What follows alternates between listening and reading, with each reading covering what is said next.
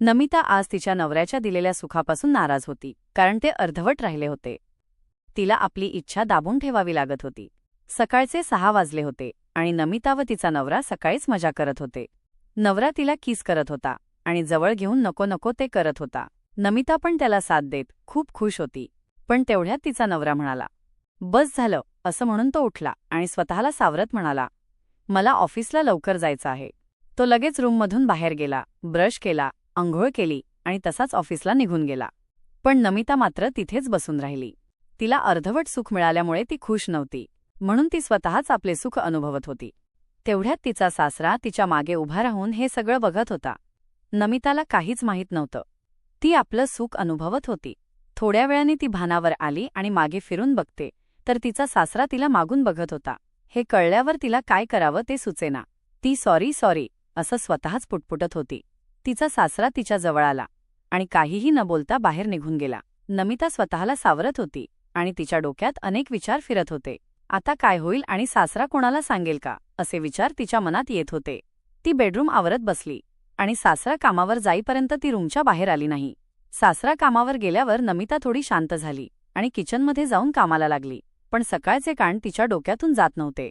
ती दिवसभर त्याचाच विचार करत होती. ती विचार करत होती की मी काही चूक केली नाही, कारण जर मला जे पाहिजे तेच मिळत नसेल तर मी काय करणार, आणि मी स्वतः पण त्या पूर्ण करू शकत नाही का, असे विचार तिच्या मनात येत होते. पण तिने ठरवले की जर सासरा काही म्हणाला तर त्याला सांगायचे की माझी इच्छा अपूर्ण आहे आणि ती तुमच्या मुलाने पूर्ण न केल्यामुळे मला तसे करावे लागले आहे. हे ठरवून ती शांत झाली आणि होईल ते बघू म्हणून दुपारी थोडा वेळ झोपली. इकडे तिचा सासरा पण विचार करत होता की नमिता जे काही करत होती ते चुकीचे होते का, असे अनेक विचार त्यांच्या मनात येत होते. शेवटी त्यांना कळलं की ती आजकाल नाराज राहत आहे आणि तिला पाहिजे ते सुख न मिळाल्याने ती नाराज आहे, म्हणून ती असे करत होती. हे त्यांनी ओळखले आणि ठरवले की आता आपणच काहीतरी केले पाहिजे. त्यांनी ठरवले की तिला आता त्यांचे प्रेम देण्याची वेळ आली आहे. त्यांनी पण दिवसभर खूप विचार केले आणि संध्याकाळी घरी पोचले. घरी गेल्यावर ते नमिताकडे पाहत होते. नमिता पण त्यांच्याकडे चोरून पाहत होती. एकमेकांची नजरानजर झाल्यावर ते नजर चुकवत होते. नमिताला अवघडल्यासारखे वाटत होते. तिच्या सासऱ्याला पण कळत नव्हते की सुरुवात कशी करायची. ते पण थोडे अवघडल्यासारखे झाले होते. पुढाकार कोण घेणार, असे अनेक प्रश्न दोघांच्याही मनात चालले होते. असेच काही दिवस निघून गेले. ते एकमेकांशी बोलत नव्हते. जर एकमेकांशी नजरानजर झाली तर ते दुसरीकडे बघत असत. जर एकमेकांना काही काम असेल तर ते लाजून करत असत. पण तिच्या सासऱ्याने एक दिवस पुढाकार घ्यायचे ठरवले. त्यांनी ठरवले की ते ऑफिसवरून घरी लवकर येऊन तिला आवश्यक असलेले सुख देतील. पण ते आता घरातील सगळे बाहेर कधी जातील याची वाट पाहत होते. त्यांच्या मनासारखेच झाले. एक दिवस सगळेच गावाकडे एका कार्यक्रमासाठी जाणार होते. सगळेजण गावाकडे जाण्याच्या तयारीत लागले. नमिताचे सासरे म्हणाले, "मला ऑफिसमधून सुट्टी मिळणार नाही, त्यामुळे मी येऊ शकत नाही." त्यावर सगळेजण नाराज झाले. नमिताचा नवरा म्हणाला, "अहो बाबा, जर तुम्ही येणार नसाल तर नमिता आणि तुम्ही इथेच राहा, कारण तुमची जेवणाची सोय होईल." नमिताच्या सासऱ्यांना पण तेच हवे होते आणि त्यांच्या मनासारखे घडत होते. नमिताला माहीत नव्हते की तिच्या सासऱ्यांच्या मनात काय चालू आहे, पण त्यांच्या नजरेतून तिला एक चाहूल लागली होती. जवळपास नमिता पण थोडीफार खुश होती, कारण तिनेही विचार केला होता की जर सासऱ्यांनी विचारले तर ती त्यांना सरळ सांगून टाकणार की त्यांचा मुलगा तिला जे पाहिजे ते देऊ शकत नाही, त्यामुळे ती तरी काय करणार. त्यामुळे नमिताला पण काही काळजी नव्हती. घरातील कोण कोण गावाकडे जाणार हे ठरल्यावर नमिता आणि तिचे सासरे घरी राहणार होते. घरातील बाकीची मंडळी 7-8 दिवसानंतर परत येणार होती आणि आता घरात फक्त नमिता आणि तिचे सासरे हे दोघेच राहणार होते. दुसऱ्या दिवशी सकाळीच सगळेजण पहाटे गावाकडे जायला निघाले. नमिताने त्यांच्यासाठी डबा करून दिला. त्यानंतर तिचे सासरे पण लवकरच ऑफिसला निघून गेले. नमिता आता घरात एकटी होती. तिच्या मनात काहूर माजले होते की आता पुढे काय होणार, आणि संध्याकाळी सासरे घरी आल्यावर त्यांना तर बोलावेच लागणार.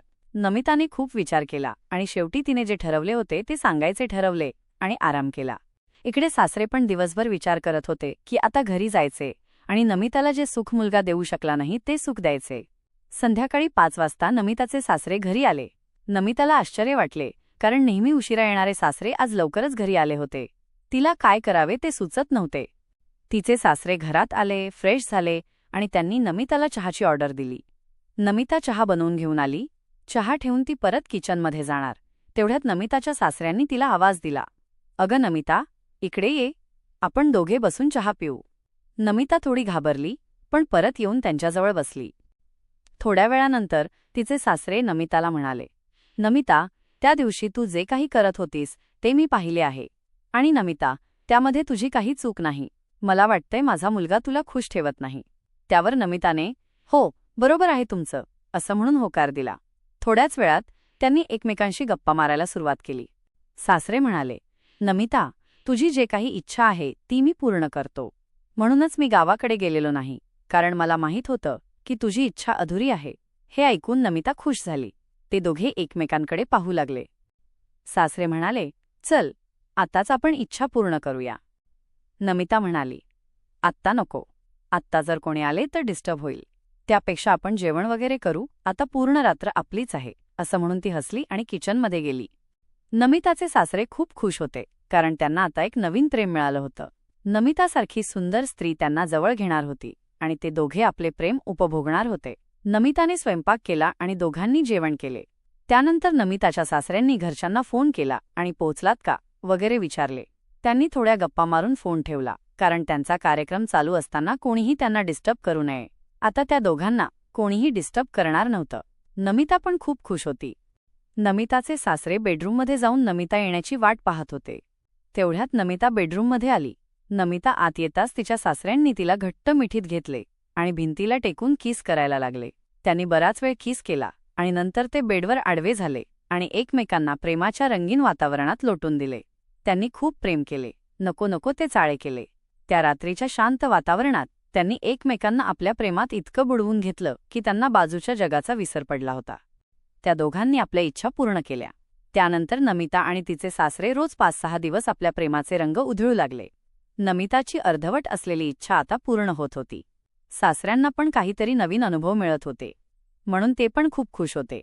नमिता आता पूर्वीपेक्षा खुश राहायला लागली होती. तिची नाराजी दूर झाली होती आणि ती आता खूप खुश जीवन जगत होती. तर मित्रांनो, स्टोरी आवडली असेल तर कमेंट करून सांगा. व्हिडिओला लाईक करा.